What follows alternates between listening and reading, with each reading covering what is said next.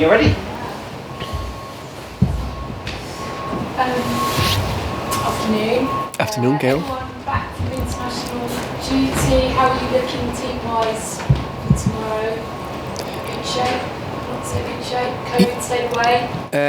Yes, as far as I know. Yes, everyone in a good place. Everyone came back fresh and available. Yeah. So yeah, ready to go. Looking forward to the game on tomorrow. I know we talk a lot about Ericsson when we're down here, but it's been another quite extraordinary week, hasn't it? Yeah. In his life. I wondered how you felt with the first touch when he scored during the week for Denmark, and I also wonder if you watched him in the second game he did Denmark. Yeah, I did actually. No, I watched. Let me think. I did watch the first one. I watched the second one. Yeah, and of course it's like a fairy tale. Him coming back into the national team, scoring on the first touch in the first game, a top goal. I think actually the action he did afterwards, where he on the half turn received the ball and smashed it on the post, was an even better action. And then obviously he played a top game, I think, against Serbia. So was very pleased for him, his family. Partner, friends, that now he's back to the level we know he can produce at and helping the Danish national team. And for you, just to kind of feed off that positivity and success, it must help you as a group of players. You look at him and think, you know what, there's almost anything.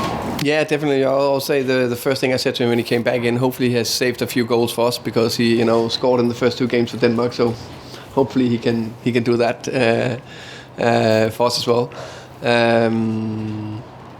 Now he's ready. Looking forward to play tomorrow. How have you spent the last kind of couple of 10 days or so? Have you had a chance just to sort of pause for breath, refocus? Because it feels very much now, 8 games and that final straight. Yeah, it's definitely. Yeah, it's the run in, and of course we know it will be intense, like the rest of the season. So I learned to try to relax a bit more in these international breaks. So I had some days in Denmark and some days in England where I relaxed with the family and friends and refreshed and ready to go again. I know a big part of being a good manager, head coach, leader is that you have energy, so you can take good decision and also can hopefully bring energy to other people. At the beginning of the season, I guess you never really knew how you would have gone in the Premier League, but to be where you are now with 8 games to go, do you think you've reached that? Where you thought you'd be? I didn't honestly. We, of course, I agree with you. We didn't know, how good we would be, or how would we perform, how many bumps would there be on the road in a Premier League season that we know is relentless against the best teams in the world. I had a good feeling going into it that I hope that we could be an asset to the Premier League. I think we've shown that quite a lot. I think actually we could have had even more points, and I think we actually probably would have deserved more points if we look at stats and performances and everything through the first 30 games. So I don't know. I'm just looking at who's up next. That's Chelsea, and we will do everything we can to go there and perform and get a result. Just one from me. All for 5 subs was agreed yesterday. It's been a real mixture of opinions amongst many managers, I think it's a plus. I like it. I said that openly before. I like it during the first part of the pandemic. I like the tactical flexibility we will have in it. I think also if you want to press very aggressive, I know players are fit to play 90, but also I think there's a lot of science behind that sometimes they can't go 100% 90, and then I know what's the difference in a level. Do they want to keep a better player, potentially better player on the pitch or not? But I think it gives us some opportunities. So we voted for it, and I welcome it. Alexander, Premier League Productions. How are you? All good? I'm good, thank you. How are you? Yeah, good, thank you. So 8 points above the drop zone as things stand. Do you consider yourselves in a relegation battle, or are you confident that you can maintain that? Good question. I would say I really try understand the question. I really do what I can and tell the same to my players that the only thing we are focusing on is what we can affect, and that is the training we just had a couple of hours ago. That is the performance we put in to the game against Chelsea tomorrow. So every time, every day, it's the next training and the next game. So that's the main focus, and then we try to end as high as possible. So we try to avoid looking too much behind us, because I don't think that helps us if we set a target. I think it's about being here now, be present and do everything we can. You do have a really tough run of fixtures coming up. What's the best approach? What's the best mindset? Is it, as you say, just to take each game as it comes, focusing on Chelsea? I think that's so important, and I really hope that we tomorrow perform well and get a result, because I think we've been close against the bigger clubs or the top 6 clubs. I know it'll be unbelievable difficult, and going to Stamford Bridge and against a top Chelsea side with Thomas Tuchel and his staff have done a tough job, and an unbelievable tough job under very difficult circumstances. Also recently, of course, for them. But we believe we can go there and get a result. And I think actually we haven't had the margins with us in some of these bigger games. So I hope we can do that and hopefully get some points in games where all of you guys definitely, and all the bookmakers, they will say no chance they get points. You were really close to getting a result in the reverse fixture. That must give you a huge amount of confidence. What are your memories of that game? A game that where I think the first 60, I think we defended very well. I think we pressed high. I think we defended low, and but gave very, very little away. And we gave a very good finish away to Chilwell that scored from the edge of the box. That was it. And then the last 30 minutes, we really...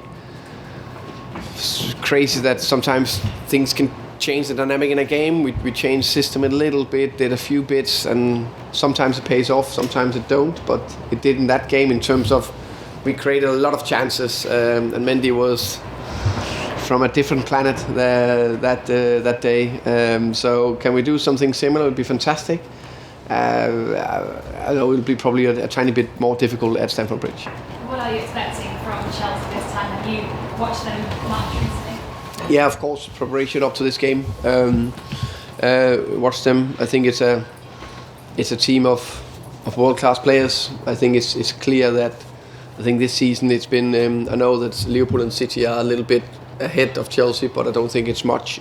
Not only in points, but also in terms of quality and level. I think it's a team that, and with a coach that any other day can compete for the Premier League title, and they won the European Champions League last year, and I think they have a good chance to win it again this year. Just a final one on Christian Eriksen, another one. How transformative a signing has he been for you, and can we expect him to start tomorrow? Yeah, I don't think that's a secret that he will start tomorrow. It's been I said it before. I think then there's people like Chris and maybe even older Brentford fans and supporters that talks about one player or two. They've told me the name, but I forgot it again. That there could be a bigger signing in the last 80 or 100 years of the club's history. When you get the chance to sign a quality player like that, you just need to clap your hands and embrace it and enjoy it. Thank you. Good luck tomorrow. Thank you very much. Let's jump with BBC. Hi, Tim. A couple of little break from the last run of fixtures. When you look back there, how big a relief with the Norwich and Burnley games for you? I think. What does it shape the rest of the season like as well? Yeah. I think That's the toughest thing by being in Premier League, that you can go into these runs where you don't win for a long period, or there's definitely a risk, a bigger risk. That's tough. So that relief of getting 3 points is of course big. It's nice. You grow a little bit more in confidence. You're a little bit more resilient. But I think overall, it's about being calm and consistent in our messages to the players and also to you guys. Don't change too much. Only bits and pieces, and then things will turn around eventually, which it did. Chelsea have one game in hand still on 2 above them. They'll not give up just yet, will they? But of course, you could be the party people. Just one defeat over games and eliminates them, really, isn't it? They need to win every game and hope results go their way. It could be a big West London result for Brentford to spoil Chelsea's day. There's no doubt.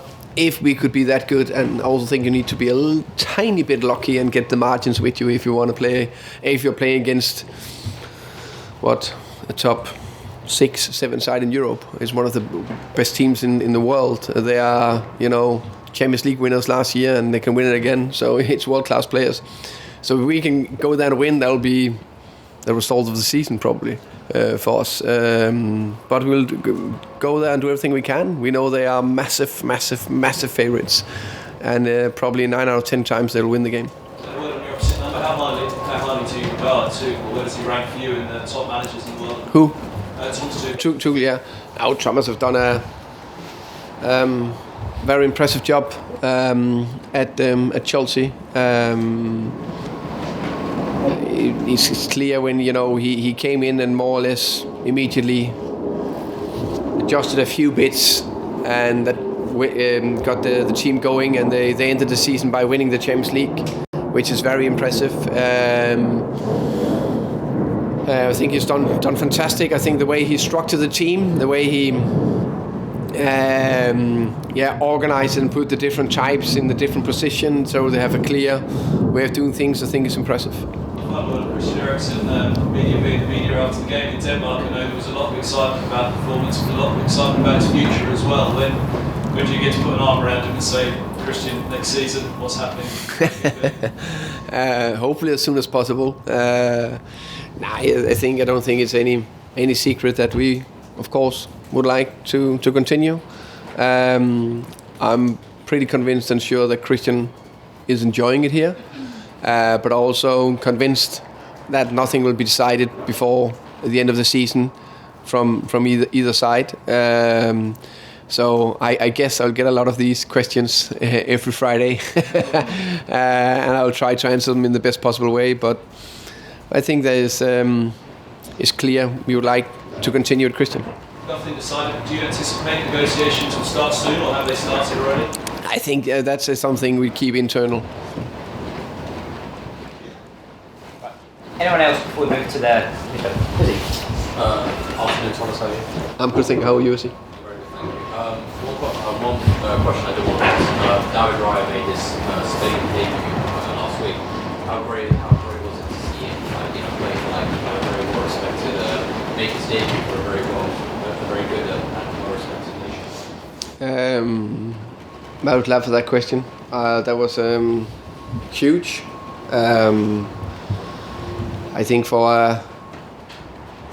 a football club of our size and the way we progress through the leagues, and now we are in Premier League, that we can have a player from the Spanish national team that is getting his debut. I think that's close to be unbelievable. That's really big, and shows that you can play for Brentford and then you can get a debut in one of the biggest national teams or countries in the world. And I think let's give David 90% of that, because it's all his hard work. And then I would like to give Brentford, all the staff, Manu, the goalkeeper coach, everyone involved, the one who worked with him before, a lot of credit from his development since he came from Blackburn almost 3 years ago. Welcome. Hi Sean, good to see you. Just quickly follow up on David Raya. Have you seen this debut back at all? I've seen the highlights. Do you think he was really unlucky to concede the goal which he did? I discussed it, of course, with Manu, the goalkeeper coach. I think he was relatively unlucky. Of course, we can always find small details that maybe he could have done better. But I think overall it was a nice debut. There were a lot of people in Spanish media who questioned his inclusion in the squad, and then the people who didn't really think he should be there use the goal as kind of ammunition to say that's why he should be there. Do you think that's likely to affect David at all, or do you think that that's a bad criticism? Do you think that's really kind of harsh after such a game like that? To be fair, I don't really care about what the media says. I think the same with David. I think what he cares about is what my opinion is, what Manu, the goalkeeper coach here from Brentford, and what Luis Enrique and the staff around the Spanish national team, their opinion counts. The rest is just part of being in this circus. From what I understood from David, they were very satisfied with him. Thanks, Thomas. Welcome. Hi, Thomas. Hi. I know you said Christian is going to start tomorrow, but in terms of his fitness, are you still having to be relatively careful with him, given that how much time he missed, and obviously now he's gone away with Denmark and he's played in international games. Is it still where you're kind of monitoring maybe more than other players in the squad, or is he back to where you say? I think he's relatively back to where we want him to be. Unfortunately he got COVID, so he couldn't play for us against Leicester, but that also meant that he only played 45 against Holland, and I don't know, it's because it was the perfect night with a 3-0 win, and he scored that he could give, that Kasper could give Christian the reception when he took him off. So he only played 80 minutes, so I don't see a problem. And the most important thing, he's very fit, and he's a player that is, he's a good runner. So I don't see any issues. Welcome. Hi Thomas. Hi. I don't know if you saw, but Mike Dean announced his retirement from Premier League refereeing over last month. I know he obviously sent off Josh De Silva around a month ago, but how have your interactions been with him in general since your time in the Premier League? I think there are other managers than me that spend more time with him, to be fair, but of course I know Mike, and seen him and met him a few times, but of course seen a lot of games where he's been in charge of the game. Done a top job. I think he will leave a very good legacy from being a part of being a ref in the best league in the world, and I hope that he will enjoy his retirement, not retire. I think there's something with some VAR. I think I read something about that. He'll still do that. So I think he had enough of the circus. What do you think about referees becoming full-time VAR referees? Do you think it's a good step to have full-time VAR referees in the game? I